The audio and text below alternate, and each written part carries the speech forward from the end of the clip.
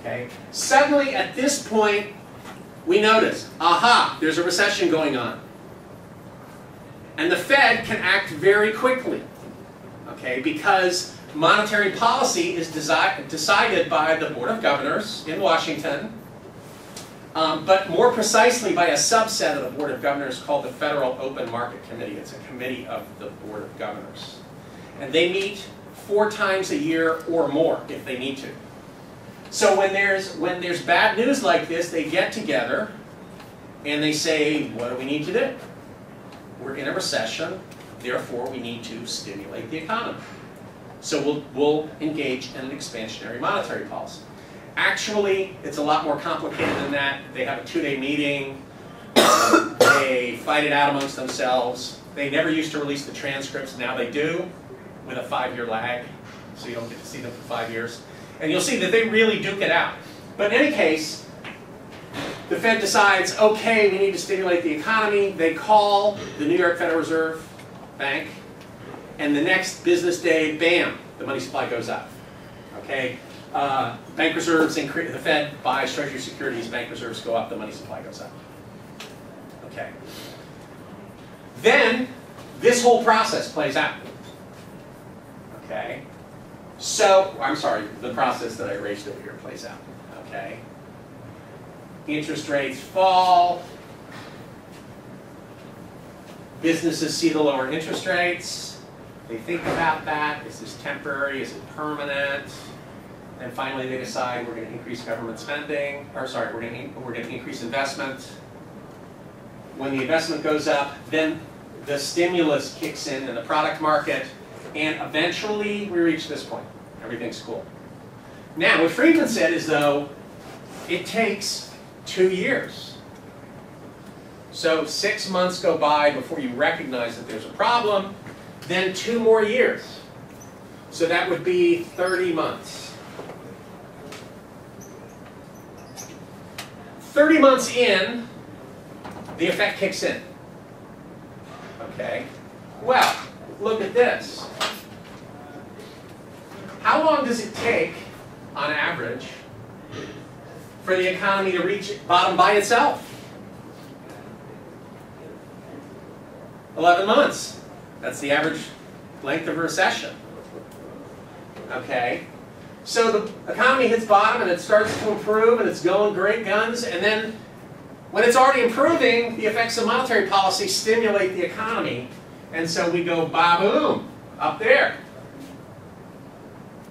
And then when the Fed realizes that we're overheating, they put the brakes on, but by then the economy has already started to slow down on its own, ba-boom. Okay? So the argument here is monetary policy will actually exacerbate the cycle. It makes business cycles worse. It makes recessions deeper and longer, and it makes booms higher and more overheating. Okay? And it all stems from the fact that monetary policy works with a long lag. You might say, wait a minute, there's an easy solution to this.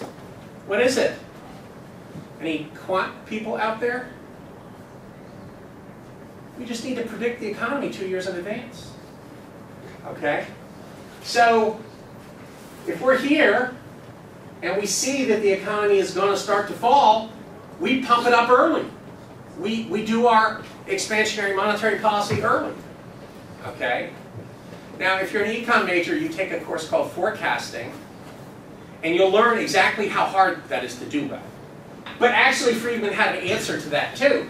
What he said is not only does monetary policy work with a long lag, it also works with a highly variable lag.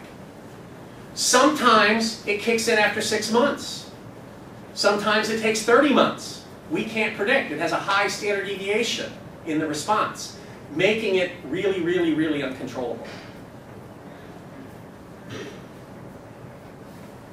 So what, according to the monetarists, should we do with our monetary policy? They recommend something called a constant growth rate. We know that the economy, as it grows, needs more money to continue to function. So what we're going to do, or what we recommend, is letting the money supply grow automatically at, say, 3% a year, year in, year out. Do not use monetary policy to try to manipulate the economy. Just let the money supply grow at 3% a year, year in, year out. Why 3%? That's the long-run growth rate of the economy. So we'll be supplying the right amount of money over the long term, and we'll just let the business cycles take care of themselves. That's what the monetarists argue. What did the Keynesians do? Did they lie down and die? No. Unlike the classicals, they said, well, let's look at what the monetarists had to say. This is a pretty compelling argument for crowding out. But let's look at the numbers. If you look at the numbers, the crowding out effect is not 100%. Maybe it's only 50%. So government increases spending by 100, investment drops by 50. That still gives us a net increase of 50. And so what the Keynesians concluded from this is that crowding out is real, but all it does is reduce the effectiveness of fiscal policy. It doesn't eliminate it altogether. Okay?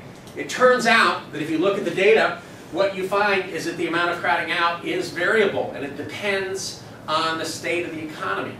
Okay? Crowding out is really high when the economy is booming, and it's really low when the economy is in a recession. Okay? Is business having a hard time borrowing right now? No. They're afraid to invest. So government, in a situation like now, government could simply borrow the money and wouldn't have hardly any impact on the private economy. Okay, so it's a more, the Keynesian response is a more sophisticated argument than the monetarist. It says crowding out occurs, but it's not 100%. Okay?